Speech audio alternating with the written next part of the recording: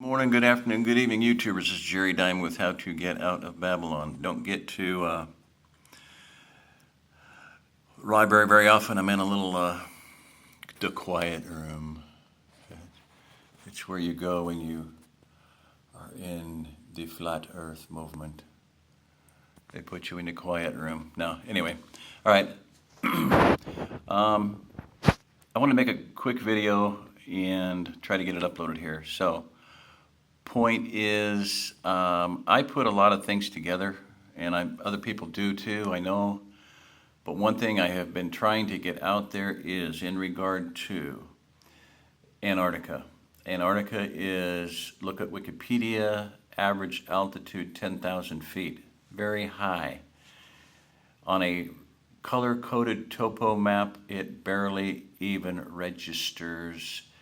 The Himalayas, the Andes, and the Rockies barely register. This is not trivial. Antarctica and Greenland stick out like a sore thumb because they average altitude of 10,000 feet. Okay? This means that if you were to see, we would make a hypothesis that if you were to see the Earth from space, near space, the stratosphere, that it would look fairly flat if the flat Earth hypothesis, theory, whatever you want to call it, is correct. But with Antarctica being 10,000 feet, and to me on a topo map, if this does not register with you, look at a topo map. There is one listed under, and I'll try to put a link below if I can find it. I have not done so yet, but in the video by Jinhan Park. Jinhan is the first name, Jinhan, last name Park, like City Park. It is titled Flat Earth Renaissance Part 5, Paradoxical Architecture of the Mind, or of our mind, okay? There is a lecture in there of a college professor, I believe it's a Yale or Harvard level university, about the abyssal plains, the movie The Abyss, the deep abyss. The abyssal plains are those flat areas of the ocean floors which comprise about 50% ballpark of the region of the ocean floors. 50% or better of those ocean floors are flat, i.e. they are the same altitude. Drag your cursor over Google Earth map from Alaska down to Antarctica. Pretty much the same altitude it looks like. I have not been able to do it. Try it for yourself. Drag your cursor around the ocean floor. Everything colored the same shade of blue is the same altitude. Okay, this leaves the water to curve around a sphere. Okay, back to Antarctica.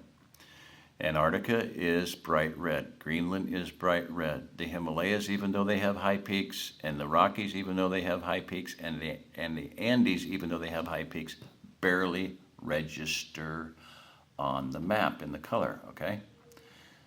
I hope this sinks in. This is huge. So let us make a hypothesis that if the Earth was seen from the stratosphere, it would appear as a flat disk with an upturned edge around it, if Antarctica is indeed a container and not a continent. I'm not saying what it is or what it isn't because we can't prove anything. We do not have the aircraft carriers, and we do not have the high altitude reconnaissance planes, SR-71s, and now the other things that they have now, the B-2 bombers and whatever recons they have out now. We don't have that capability. So I'm saying if, IFF, capital I, capital F, if Antarctica is a container and not a continent, when it is the place where God says, this is where your proud waves shall halt, that as he inscribed a circle upon the face of the waters at the boundary between light and darkness, between cold and hot, warmth, as it says in Job 26:10, and in Job 38:14 that he says, this is where your proud waves shall halt. There is a place in the Bible, in scriptures, that is where the oceans halt. The flat earth fits that model. The flat Earth hypothesis, the flat Earth theory fits those spectrums, the data. Now, Antarctica. If it were seen from the stratosphere, it would appear as a place of upturned edges. In Job, it speaks of the earth, that's 38:14 is where it speaks of the earth is like clay under the seal. Clay turned under the seal in the King James. That word turned in one of the Hebrew meanings is upturned. Now, let's put some 2 and 2 and 2 and 2 and 2 and 2 together and see what we get. Upturned edges, okay? Everybody has seen and heard a lot of stuff about Auguste Piccard, 1931, I believe it was May, went up in a balloon, and he sketched what he saw, people. His family is in Minnesota, apparently. They have photographs of his drawing. I have not seen that yet. Somebody please get it, post it online before it goes away, okay? He drew the earth through a coppery haze or sheen, and that the earth appeared as a flat disk with upturned edges. So we have the fact that Antarctica, for a fact on a map, is a very high area. Flat Earth people talk about a 200-foot ice wall. A 200-foot ice wall is not very tall, and it's not the edge. The edge is where the firmament would anchor. The edge is the end of it, the outer boundary of it. The edge is 2 miles high, not 200 feet high. It's 10,000 feet high. Let me say that again. Let it sink in, please.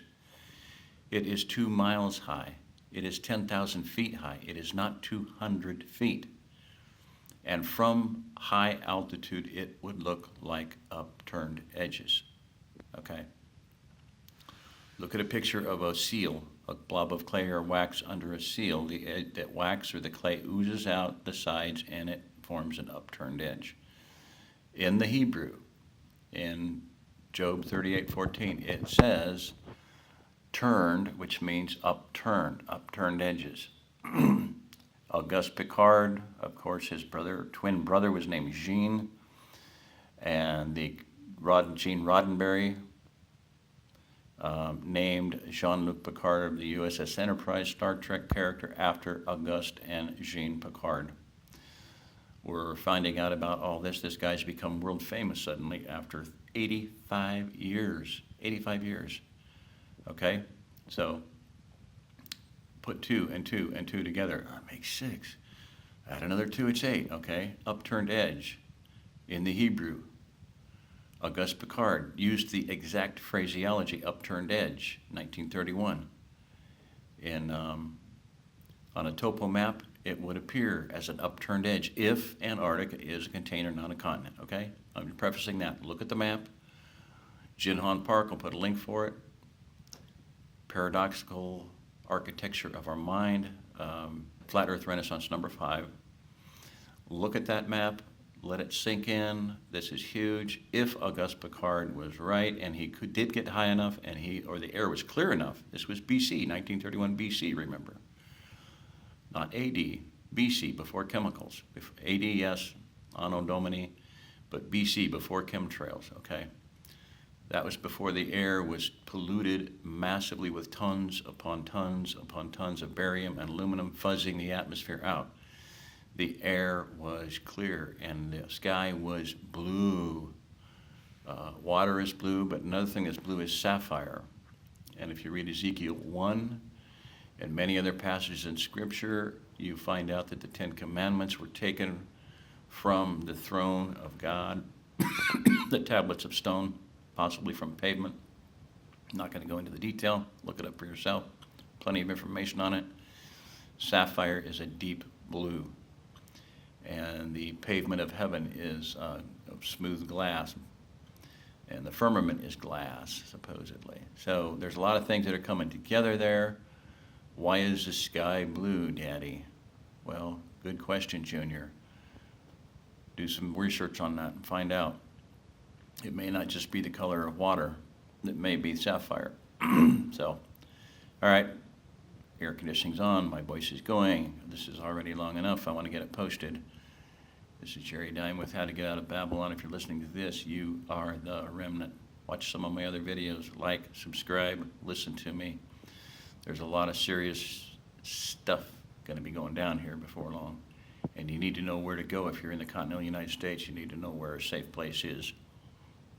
Alien invasion, endgame scenarios coming on apace as we speak. And the flat earth is going to have everything to do with that.